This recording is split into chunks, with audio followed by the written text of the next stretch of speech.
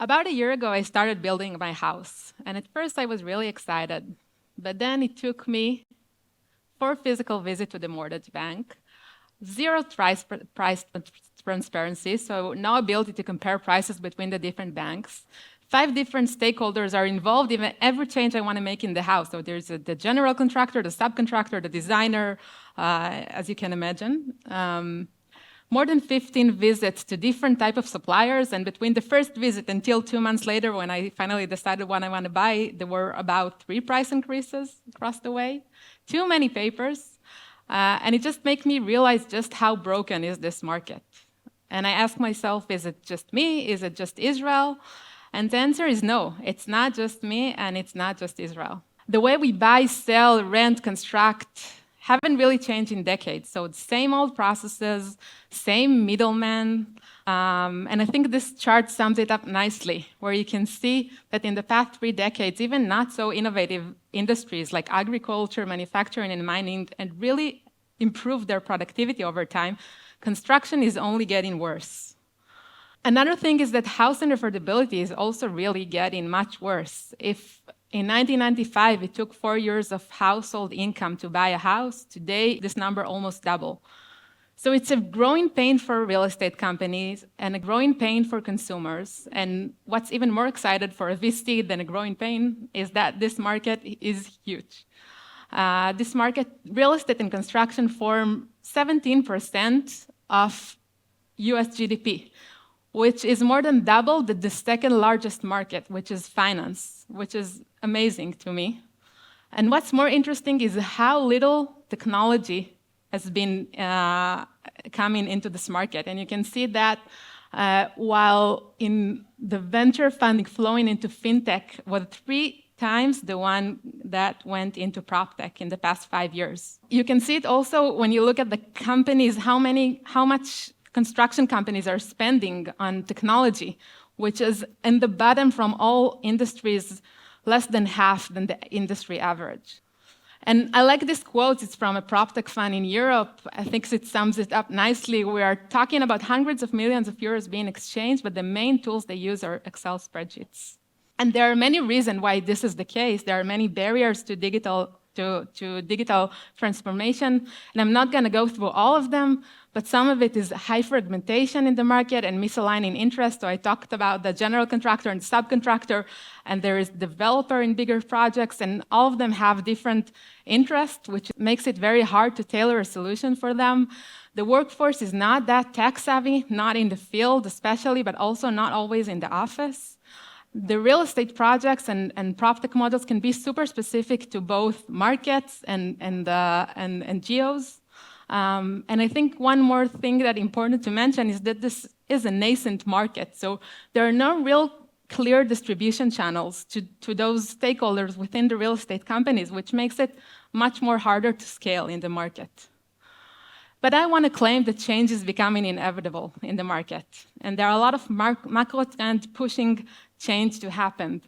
There is a generational shift where both consumers and employees are looking for a more digital on-demand experience. There is a growing gap in supply starting from the financial crisis in 2008. A decade of low-interest environment has created an abundance of capital in the market, which increased competition. Today, the rising interest rates are also putting a lot of pressure on the market. There are a lot of governments, corporates, and consumers pushing for climate change. And the real estate industry is responsible for 38% of CO2 emissions, so you can understand that this industry have to change. And I think COVID also accelerated a lot of these factors, whether it's the demand for digitization or the shortage of workforce, and we can see this industry starting to change in the past few years. And I think some of the evidence to the fact this industry is changing is how real estate companies are behaving. So you can see that 5 years ago, a lot of those real estate companies had no formal PropTech strategy. They did nothing in the tech arena. And it's not that today technology is fully integrated within their operation, but they do have clear PropTech strategies today, a lot of them. And they invested more than $1 billion combined in startups and funds in the space, which means they're taking a part in the ecosystem, which is important. We can also see the growing number of large companies, large outcome and unicorns in the space, and I think we'll see a lot more going forward. If we dive into PropTech for a second, trying to understand what it actually means, I like to discuss about it across the value chain. So this is where I am actually today, in the plan and build construction tech. So I would love to have some supplier marketplace, a smart system to help me streamline the construction process. If I'll ever want to refinance my house or take an insurance or invest in a new property, I would look for solutions to help me do it better with more transparency.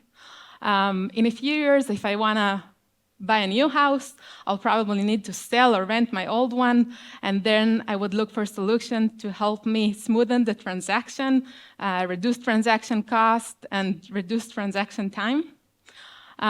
And in 20 years, if I'm going to be a real estate tycoon, I'm going to have probably 15 assets or 20 assets. I'm going to need systems and services to help me manage all of this in terms of rent, maintenance, and all the things that come along with it. And what we see here, what you can see here is the number of new unicorns since 2010, and you can see that they're pretty much centered in the middle stages, in invest and finance, but mostly in buy, sell, and rent. And I think one of the key reasons is that, as you can see, a lot of the companies in the buy, sell, and rent are actually selling to consumers. So they are B2C companies or marketplaces where they actually manage to bypass some of the big barriers I spoke before on the distribution to those very big, old, massive real estate companies. And another area I'm personally excited about is invest in finance. You can see there is also a similar picture, but also I think the fintech boom in the past 3 years created a great infrastructure for companies in this area to be founded and to become really big. We at Vintage are really well positioned to catch the next wave of innovation. So I think most of our funds are investing to some extent in the space, and they invested in more than 200 companies. And you can see that they are also centered in those middle stages, our funds investments.